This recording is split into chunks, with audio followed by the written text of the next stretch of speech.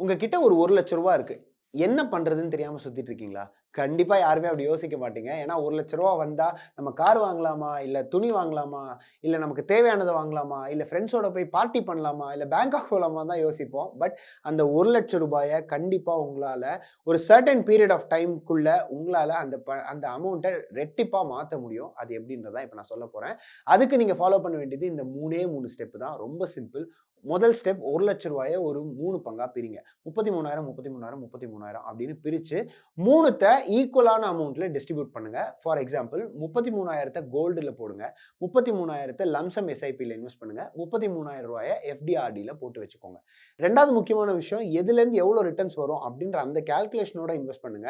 இப்போ for example நீங்க எஸ்ஐபில போடுறீங்க, லம்ப் சம்ல இன்வெஸ்ட் பண்றீங்க அப்படின்னா, ஒரு 12லேருந்து 13% வரக்கூடிய ரிட்டர்ன்ஸா இருக்கலாம். அத நீங்க போட்டுட்டு அடுத்த 3 வருஷம், 4 வருஷத்துக்கு மறந்துருங்க. அத போடுறதுக்கு முன்னாடியே ஆன்லைன்ல 12% போட்டா எவ்வளோ வரும் அப்படின்ற அந்த கால்குலேஷனோடய நீங்க எஸ்ஐபில இன்வெஸ்ட் பண்ணுங்க. அண்ட் 2, 3 வருஷத்துக்கு அத மறந்துருங்க. And at the same time கோல்டுல இன்வெஸ்ட் பண்றீங்க அப்படின்னா, டிஜிட்டல் கோல்டாவும் இன்வெஸ்ட் பண்ணலாம். இல்ல நீங்க ப்ராப்பரா போய் சாலிட் கோல்டாவும் வாங்கிட்டு வரலாம். அத நீங்க வாங்கி வச்சா, என்னைக்கு இருந்தாலும் தங்கம்ன்றது தங்கத்தோட விலைன்றது கண்டிப்பா குறையவே குறையாது. இன்னைக்கு ஒரு விலையில இருக்கக்கூடிய தங்கம் நாளைக்கு கண்டிப்பா விலை உயரும். அந்த விலை உயரும்போது நீங்க அத வித்தா கூட கண்டிப்பா அது உங்களுக்கு காசா தான் வரப்போது. 3வது முக்கியமான விஷயம் என்ன அப்படின்னு பார்த்தீங்கன்னா, இந்த பேங்க்ல போடக்கூடிய எஃப்டி அண்ட் ஆர்டி.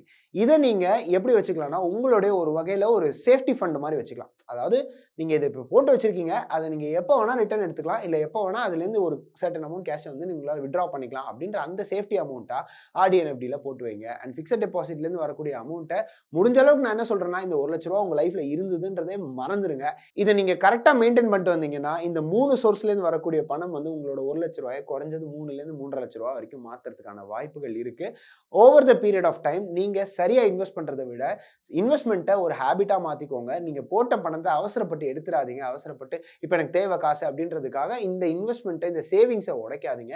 அந்த சேவிங்ஸ் பணத்த உடைக்காதீங்க. ஏன்னா, அதுதான் உங்களுக்கு சரியான அளவுக்கு ரிட்டர்ன்ஸ் குடுக்கும். அத நீங்க சரியான நேரத்துல பயன்படுத்திக்கலாம். சோ இந்த பாயிண்ட்ஸ் எல்லாத்தையும் மறக்காம நோட் பண்ணுங்க. நோட் பண்ணிட்டு கமெண்ட்ஸ்ல நோட் என்ன சொல்லுங்க. Tata bye bye. Take care.